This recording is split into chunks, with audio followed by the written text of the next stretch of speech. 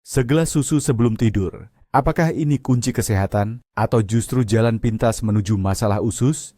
Mungkin tidak ada produk lain yang memicu perdebatan segaduh ini. Sebagian menganggapnya eliksir kehidupan, sumber kalsium dan protein yang tak tergantikan. Sementara yang lain menjulukinya racun putih, biang keladi jerawat, perut kembung, bahkan penyakit yang lebih serius. Jadi, mana yang benar? Mengapa nenek moyang kita bisa minum susu berliter-liter dan tetap bugar, sementara hari ini hampir separuh orang mengeluhkan intoleransi laktosa? Dalam video ini, kita akan melakukan investigasi mendalam. Kita akan memisahkan fakta ilmiah dari mitos pemasaran dan mencari tahu apakah susu adalah kawan atau lawan bagi orang dewasa. Saya janji, di akhir video ini Anda akan mendapatkan jawaban yang jelas, tidak berdasarkan spekulasi, melainkan berdasarkan bukti. Siapkah Anda mengetahui seluruh kebenaran yang mungkin selama ini disembunyikan dari Anda? Sebelum kita memulai pertempuran argumen ini, mari kita sejenak kembali ke masa lalu. Bagaimana susu bisa menjadi produk yang begitu ikonik? Selama ribuan tahun, susu memang bagian penting dari diet di budaya tertentu. Tetapi ketenarannya di seluruh dunia adalah fenomena yang relatif baru. Banjir susu yang sesungguhnya terjadi pada abad ke-20. Pasca perang, banyak pemerintah negara, terutama di barat, meluncurkan program besar-besaran untuk mempromosikan susu sebagai superfood. Ingatkah Anda poster-poster yang berbunyi, minumlah susu, anak-anak, agar kalian sehat? Program-program sekolah, di mana setiap anak wajib diberikan segelas susu, menjadi sebuah norma. Itu adalah kampanye pemasaran yang jenius, mengubah produk biasa menjadi simbol kesehatan, kekuatan, dan gizi yang tepat. Susu mulai diasosiasikan dengan perawatan anak, tulang yang kuat, dan bahkan impian Amerika, American Dream. Ide ini telah tertanam begitu dalam di benak kita, sehingga hari ini mempertanyakan manfaat susu rasanya hampir seperti menodai kesucian. Namun, ilmu pengetahuan terus berkembang. Apa yang dianggap sebagai aksioma kemarin, hari ini memerlukan pemeriksaan ulang yang cermat. Baiklah, mari kita bahas dulu kartu ASN susu yang paling terkenal, yaitu kalsium. Sejak kecil, kita selalu diingatkan, minum susu biar tulang kuat. Dan jelas, ini mengandung kebenaran yang sangat besar. Susu dan produk olahannya memang merupakan salah satu sumber kalsium yang paling kaya, dan yang lebih penting, yang paling bioavailable. Bioavailable artinya kalsium tersebut sangat mudah dan efektif diserap oleh tubuh kita. Kalsium bukan hanya sekadar batu bata untuk membentuk tulang dan gigi kita. Kalsium berperan dalam kontraksi otot, transmisi impuls saraf, bahkan hingga proses pembekuan darah. Bayangkan sebuah mekanisme jam yang rumit, di mana setiap roda gigi sangat penting. Kalsium adalah salah satu roda gigi kunci dalam mekanisme tubuh kita. Tapi kalsium tidak bekerja seefektif itu sendirian. Ia butuh mitra setia, yaitu vitamin D. Kabar baiknya, vitamin D seringkali sudah terkandung alami dalam susu, atau memang ditambahkan selama proses produksi, dikenal sebagai susu fortifikasi. Duet kalsium dan vitamin D ini bekerja sama untuk menjaga kepadatan tulang. Ini sangat penting, terutama seiring bertambahnya usia, di mana risiko osteoporosis atau kerapuhan tulang meningkat. Jadi, dari sudut pandang ini, segelas susu terasa seperti armor, atau perisai pelindung sejati bagi rangka tubuh kita. Namun, apakah semuanya sesederhana itu? Mari kita beralih ke pilar kedua ketenaran susu, protein. Susu mengandung dua jenis utama protein. Yang pertama adalah kasein, yang menyumbang sekitar 80% dari total protein, dan sisanya 20% adalah protein whey. Kedua jenis protein ini dianggap berkualitas tinggi, karena keduanya mengandung 9 asam amino esensial lengkap, yaitu zat yang tidak dapat diproduksi oleh tubuh kita sendiri. Protein whey adalah bintang di dunia kebugaran atau fitness. Protein ini sangat cepat diserap oleh tubuh, menjadikannya ideal untuk pemulihan otot segera setelah berolahraga.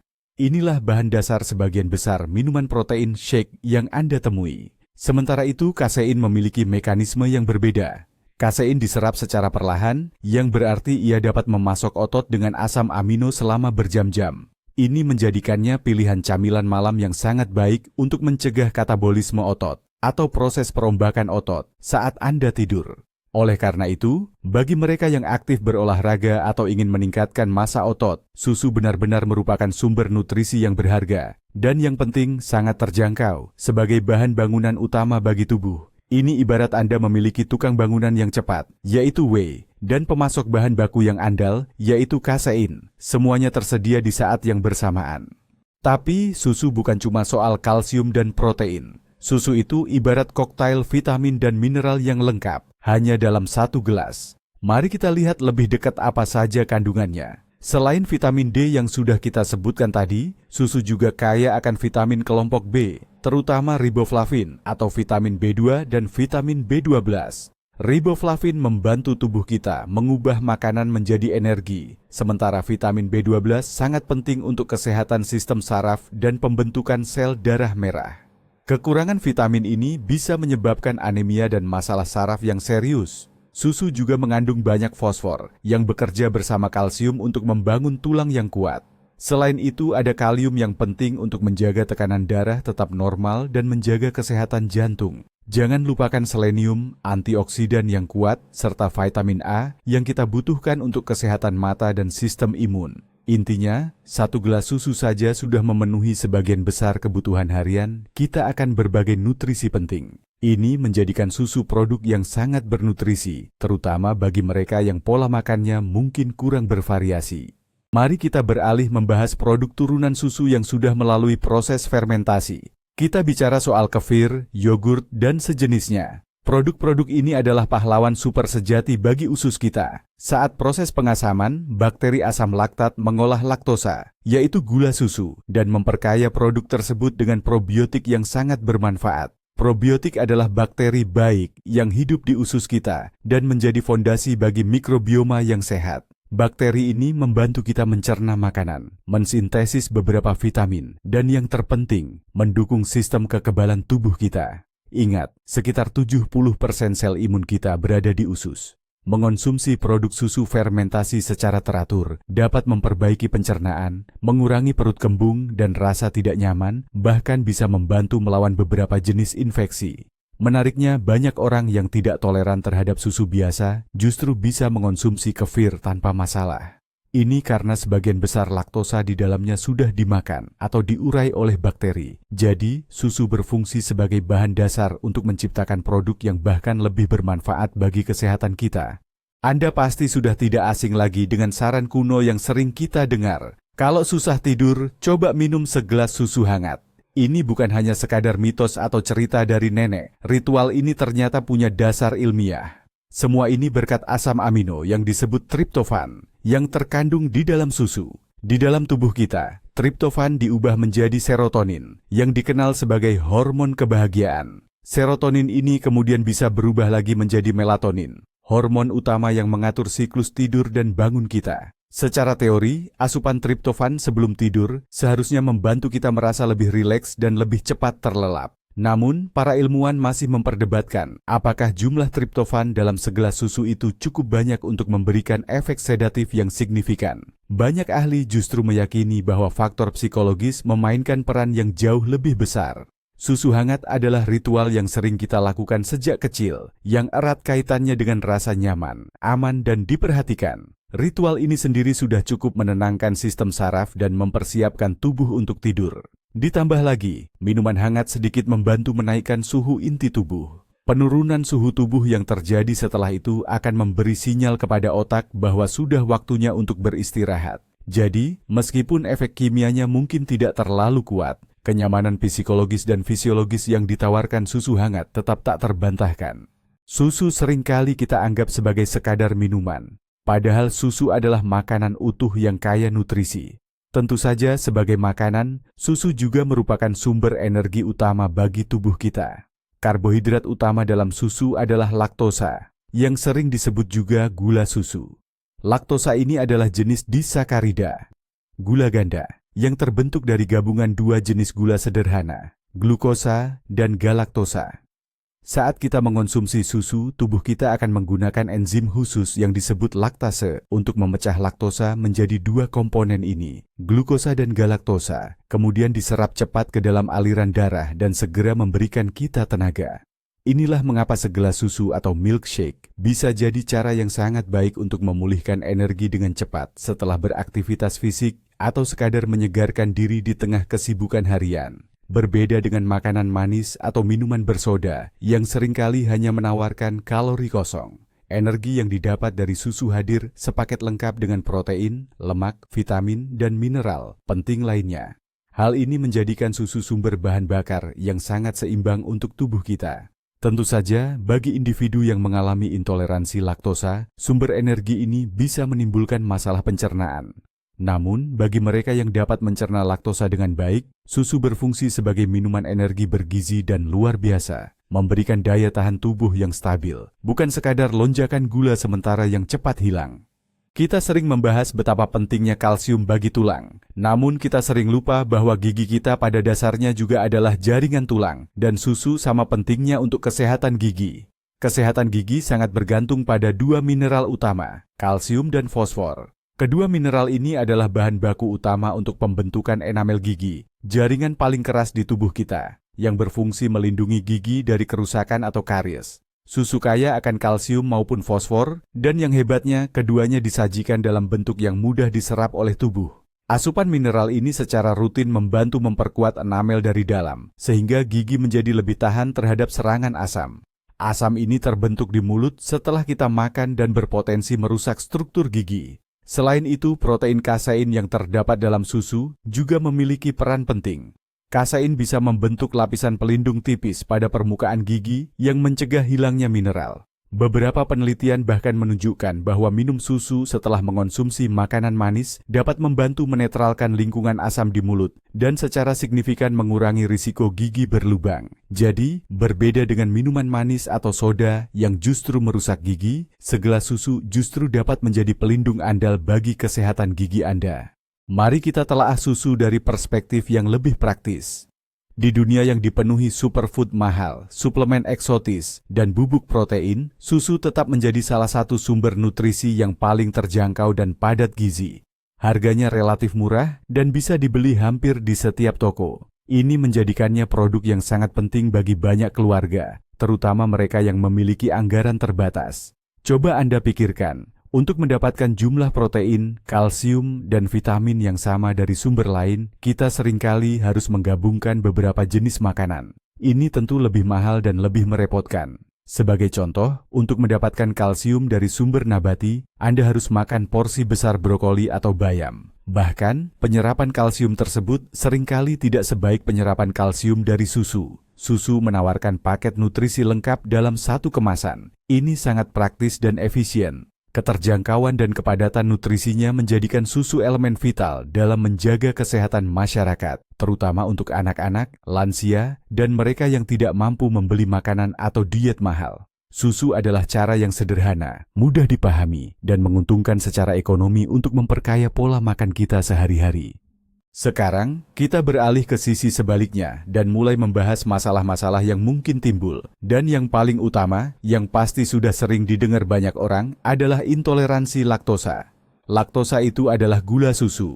Untuk mencernanya, usus kita perlu memproduksi enzim khusus yang disebut laktase. Bayi memproduksi enzim ini dalam jumlah besar, karena susu adalah satu-satunya sumber makanan mereka.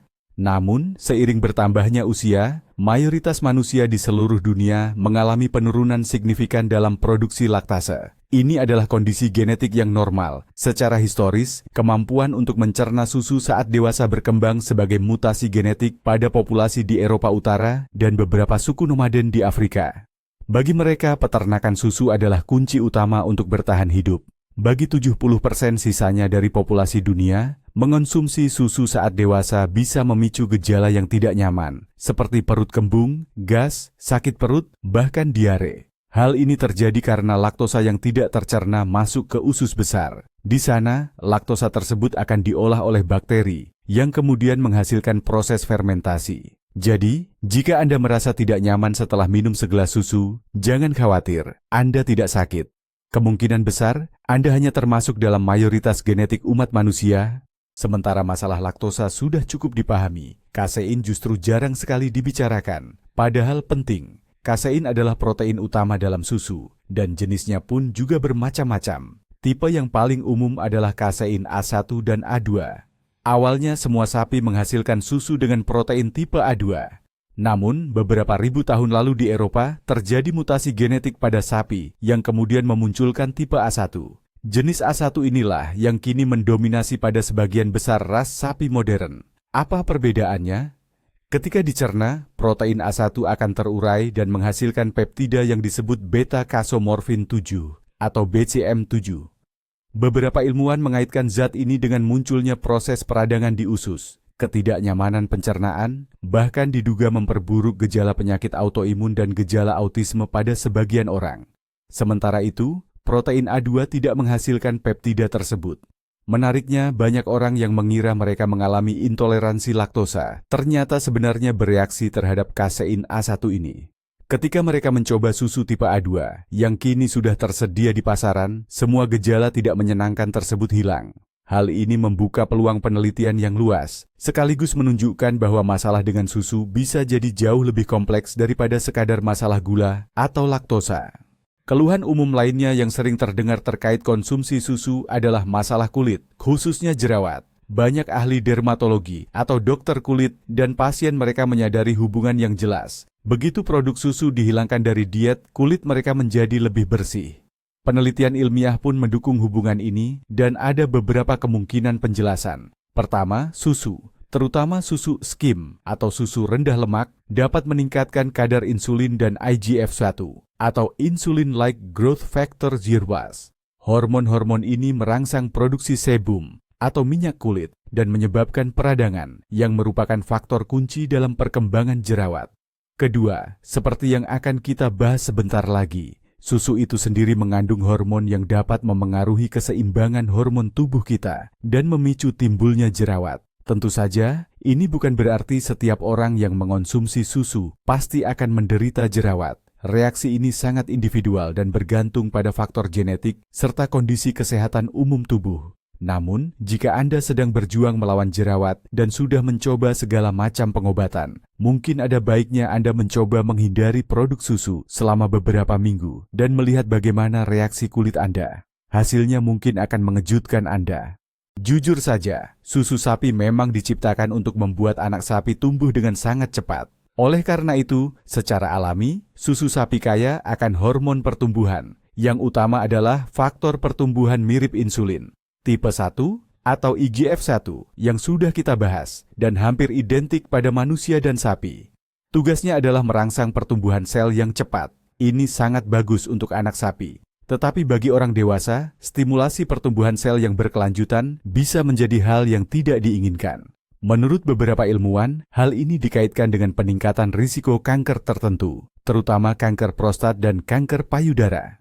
Selain itu, dalam produksi susu skala industri, sapi terus diperah bahkan saat mereka sedang hamil. Susu dari sapi-sapi ini mengandung kadar hormon seks wanita yang lebih tinggi, yaitu estrogen dan progesteron. Meskipun sebagian besar hormon ini dihancurkan selama proses pencernaan, sebagian kecil mungkin masih bisa masuk ke dalam aliran darah dan memengaruhi keseimbangan hormon kita. Seberapa signifikan dampaknya masih menjadi perdebatan ilmiah. Namun, fakta adanya hormon asing dalam makanan kita sudah cukup untuk membuat banyak orang mulai mempertimbangkan kembali. Mari kita bongkar mitos yang paling besar, yaitu mitos seputar kalsium dan osteoporosis. Kita selalu diajarkan bahwa untuk mendapatkan tulang yang kuat, kita harus minum banyak susu. Namun, inilah paradoksnya. Negara-negara dengan tingkat konsumsi produk susu paling tinggi, seperti Amerika Serikat dan negara-negara Skandinavia, justru mencatat angka tertinggi untuk kasus patah tulang pinggul dan osteoporosis. Sementara itu, di negara-negara Asia yang secara tradisional tidak mengonsumsi susu, angka-angka ini jauh lebih rendah. Mengapa bisa begitu? Ada sebuah teori yang disebut hipotesis asam basa atau acid alkaline hypothesis. Menurut hipotesis ini, produk hewani, termasuk susu, cenderung menciptakan lingkungan yang sangat asam di dalam tubuh. Untuk menetralkan kondisi asam ini, tubuh dipaksa untuk melarutkan mineral basa dari tulang, yaitu kalsium. Ironisnya, semakin banyak kalsium yang kita asup dari susu, semakin banyak pula yang terbuang. Penelitian berskala besar, seperti studi perawat Harvard yang terkenal dan berlangsung selama puluhan tahun, tidak berhasil menemukan korelasi yang meyakinkan antara konsumsi susu tinggi dan penurunan risiko patah tulang. Ternyata untuk menjaga kesehatan tulang, jauh lebih penting untuk mendapatkan kalsium dari berbagai sumber, termasuk sayuran hijau dan kacang-kacangan, memastikan kadar vitamin D kita cukup, serta rutin melakukan aktivitas fisik. Kalau kita bicara soal susu, yang terbayang seringnya adalah susu rendah lemak, yang dianggap lebih menyehatkan. Tapi, mari kita perhatikan susu murni, atau whole milk. Susu ini mengandung lemak jenuh dalam jumlah yang cukup signifikan. Sudah lama lemak jenuh dianggap sebagai musuh utama kesehatan jantung dan pembuluh darah. Ini karena lemak jenuh dikaitkan dengan peningkatan kadar kolesterol jahat dan risiko aterosklerosis. Namun, dunia sains kini mulai meninjau ulang pandangan ini. Beberapa penelitian menunjukkan bahwa lemak dari susu mungkin tidak seburuk yang diperkirakan sebelumnya, bahkan mungkin memiliki manfaat tertentu. Meskipun demikian, bagi orang yang sudah memiliki masalah kardiovaskular atau kadar kolesterol tinggi, asupan lemak jenuh berlebihan dalam pola makan tetap tidak disarankan. Selain itu, kandungan kalori dalam susu murni tergolong cukup tinggi. Jika kita minum beberapa gelas sehari, kita bisa dengan mudah melampaui batas kalori harian kita. Hal ini tentu saja akan menyebabkan penambahan berat badan, yang merupakan faktor risiko untuk berbagai penyakit lain. Oleh karena itu, saat memilih tingkat kandungan lemak susu, penting bagi kita untuk mempertimbangkan gaya hidup, kondisi kesehatan, dan total asupan kalori secara keseluruhan. Ketika kita membahas susu, tidak mungkin kita mengabaikan proses produksi industrinya. Susu yang kita lihat di rak-rak sebagian besar supermarket berasal dari peternakan skala besar, di mana sapi-sapi ditempatkan dalam kondisi yang kurang ideal. Untuk meningkatkan hasil perah dan mencegah penyakit yang tak terhindarkan akibat kepadatan ternak, hewan-hewan ini sering diberikan hormon pertumbuhan dan antibiotik. Residu atau jejak zat-zat ini dapat tertinggal dalam produk akhir. Meskipun ada standar kontrol ketat yang seharusnya menjamin keamanan susu, gagasan mengonsumsi dosis residu antibiotik itu sendiri menimbulkan kekhawatiran. Hal ini berkontribusi pada pengembangan resistensi antibiotik, yang merupakan salah satu ancaman global terhadap kesehatan modern. Ini terjadi ketika bakteri menjadi kebal terhadap obat-obatan. Selain itu, banyak orang memilih untuk tidak mengonsumsi susu karena alasan etika. Mereka tidak ingin mendukung industri di mana hewan dilihat bukan sebagai makhluk hidup, melainkan sebagai mesin penghasil produk semata. Aspek ini, meskipun tidak berhubungan langsung dengan biokimia, bagi banyak orang seringkali menjadi faktor penentu. Meskipun Anda tidak punya intoleransi laktosa atau sensitif terhadap kasein, susu tetap bisa menimbulkan rasa tidak nyaman pada sistem pencernaan. Beberapa orang mengeluhkan rasa begah, kembung, atau peningkatan produksi lendir setelah mengonsumsi produk susu.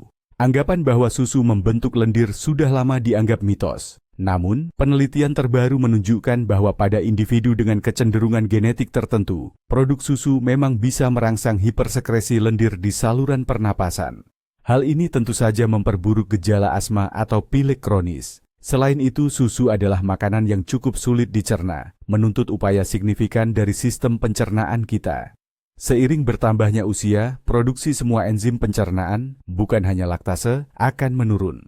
Itulah mengapa, apa yang mudah diproses tubuh saat usia 20 tahun, bisa jadi menimbulkan masalah saat Anda mencapai usia 50 tahun. Ini sekali lagi membuktikan bahwa tidak ada jawaban yang sifatnya universal, dan indikator terbaik adalah bagaimana tubuh Anda sendiri bereaksi. Jadi, apakah semua susu itu memiliki dampak buruk atau baik yang sama? Tentu saja tidak. Kualitas memainkan peran yang sangat besar. Ada perbedaan signifikan antara susu yang dihasilkan sapi yang terus-menerus di kandang, hanya makan pakan konsentrat dan aditif, dengan susu dari sapi yang dibiarkan merumput bebas di padang rumput dan mengonsumsi rumput segar. Susu dari sapi yang diberi makan rumput, grass-fed, mengandung asam lemak omega-3 yang jauh lebih tinggi, asam linoleat terkonjugasi, CLA, yang dikenal memiliki sifat anti-inflamasi, serta antioksidan, seperti vitamin E dan beta-karoten. Sementara itu, susu organik menjamin bahwa sapi-sapi tersebut tidak menerima suntikan hormon sintetis dan antibiotik. Seperti yang telah kami bahas, ada juga susu jenis A2 yang dapat menjadi alternatif bagi mereka yang sulit mencerna susu sapi pada umumnya. Tentu, produk-produk premium ini harganya lebih mahal. Namun, harga tersebut sepadan. Tidak hanya karena komposisi nutrisinya yang lebih unggul, tetapi juga karena pendekatan peternakan yang lebih etis dan manusiawi. Oleh karena itu, jika Anda memutuskan untuk mempertahankan susu dalam menu harian Anda, pertimbangkanlah untuk memilih lebih jarang, namun dengan kualitas yang jauh lebih terjamin. Di tengah maraknya perdebatan mengenai susu sapi, pasar untuk alternatif nabati atau plant-based benar-benar sedang mengalami lonjakan besar. Pilihan yang tersedia pun sangat beragam. Ada susu, oat, almond, kedelai, kelapa, hingga beras. Tentu saja setiap alternatif ini punya kelebihan dan kekurangannya masing-masing. Susu kedelai kaya akan protein, hampir setara dengan susu sapi, namun sering memicu kontroversi karena kandungan fitoestrogen. Susu almond sangat rendah kalori, namun kandungan proteinnya terbilang minim. Sementara itu, susu oat memiliki tekstur yang enak dan creamy, tetapi cenderung lebih tinggi karbohidrat. Penting untuk dipahami bahwa, dari sisi komposisi nutrisi, susu nabati bukanlah pengganti langsung atau analog dari susu sapi. Seringkali, kandungan protein dan kalsiumnya jauh lebih rendah, kecuali jika produk tersebut sudah difortifikasi atau diperkaya oleh produsen.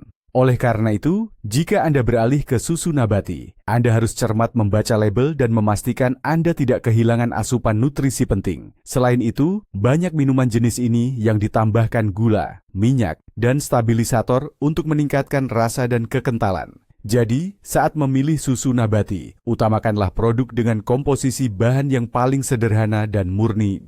Setelah menerima semua informasi ini, mungkin kepala Anda terasa pusing atau bingung. Lalu, apa langkah selanjutnya? Jawabannya sebenarnya sangat sederhana. Dengarkanlah tubuh Anda sendiri. Tubuh Anda adalah penasihat yang paling akurat dan paling dapat diandalkan. Tidak ada satupun produk di dunia ini yang bermanfaat atau berbahaya bagi semua orang secara seragam. Genetika kita, kondisi mikrobiota usus, gaya hidup, hingga tingkat stres, semua ini sangat memengaruhi bagaimana tubuh kita bereaksi terhadap makanan tertentu. Jika Anda minum susu dan merasa baik-baik saja, tidak ada masalah kulit atau pencernaan, bagus. Itu berarti susu mungkin cocok untuk Anda. Namun, jika Anda merasakan ketidaknyamanan, perut kembung, ruam, atau penurunan kesehatan secara umum, cobalah lakukan eksperimen ini. Singkirkan semua produk susu dari pola makan Anda selama 3-4 minggu. Jangka waktu ini cukup bagi tubuh untuk menyesuaikan diri, sehingga Anda bisa mengevaluasi perbedaannya. Setelah itu, kembalikan satu produk secara bertahap, misalnya yogurt, lalu amati reaksinya. Inilah cara terbaik untuk benar-benar memahami apakah susu adalah teman atau musuh bagi tubuh Anda. Nah, sekarang kita sampai pada pertanyaan intinya. Perlukah kita mengonsumsi susu atau sebaiknya tidak? Seperti yang sudah Anda pahami, tidak ada jawaban ya atau tidak yang mutlak. Susu itu bukan kebaikan yang mutlak dan juga bukan kejahatan yang mutlak. Ini adalah produk yang memiliki profil sangat kompleks dan sering bertolak belakang. Di satu sisi, susu adalah sumber protein berkualitas tinggi, kalsium, dan vitamin yang mudah kita dapatkan. Di sisi lain, susu bisa memicu masalah pencernaan, masalah kulit, dan membawa potensi risiko yang berhubungan dengan hormon serta lemak jenuh. Intinya kebenaran itu selalu berada di tengah. Bagi satu orang, susu organik dari sapi yang diberi pakan rumput atau kefir yang bagus bisa menjadi bagian berharga dari pola makan mereka. Sementara bagi yang lain, misalnya yang punya intoleransi laktosa atau sensitif terhadap kasein, produk susu terbaik sekalipun malah akan membawa kerugian. Jadi, kesimpulan utama yang harus kita ambil adalah, jangan tanya, apakah susu ini bermanfaat secara umum? Tapi tanyakan, apakah susu ini bermanfaat secara spesifik untuk tubuh saya? Berhentilah mengikuti rekomendasi yang bersifat umum, dan mulailah mendengarkan sinyal yang diberikan oleh tubuh Anda. Wow, ini mengejutkan sekali, bukan? Ternyata produk yang selama ini kita anggap sederhana dan mudah dipahami sejak kecil, sebenarnya adalah teka-teki yang kompleks. Poin terpenting yang perlu diingat dari investigasi kita ini adalah mendemonisasi atau mengidealisasi susu. Keduanya sama-sama tidak tepat. Dampaknya terhadap kesehatan sangat bergantung pada banyak faktor. Genetik Anda, kualitas produk itu sendiri, jumlah yang Anda konsumsi, dan dalam bentuk apa Anda mengonsumsinya. Apakah itu susu murni, keju, atau kefir? Mungkin solusi ideal bagi Anda adalah produk fermentasi. Produk ini mempertahankan manfaat susu, namun terbebas dari sebagian masalah yang mungkin ditimbulkan. Atau, pilihan Anda mungkin adalah benar-benar menghindari produk susu dan beralih ke alternatif nabati. Yang terpenting, keputusan ini haruslah pilihan yang disadari sepenuhnya. Terima kasih banyak sudah menonton video ini sampai habis. Saya harap video ini membantu Anda memahami topik yang rumit ini. Jika Anda mendapatkan pengetahuan baru, jangan lupa berikan like dan subscribe ke channel ini agar tidak ketinggalan investigasi kita berikutnya. Dan sekarang, pertanyaan utama untuk Anda. Apakah Anda minum susu? Bagikan pengalaman Anda di kolom komentar. Bagaimana reaksi tubuh Anda terhadap susu? Dan jenis mana yang Anda pilih, susu sapi atau alternatif nabati? Mari kita bahas.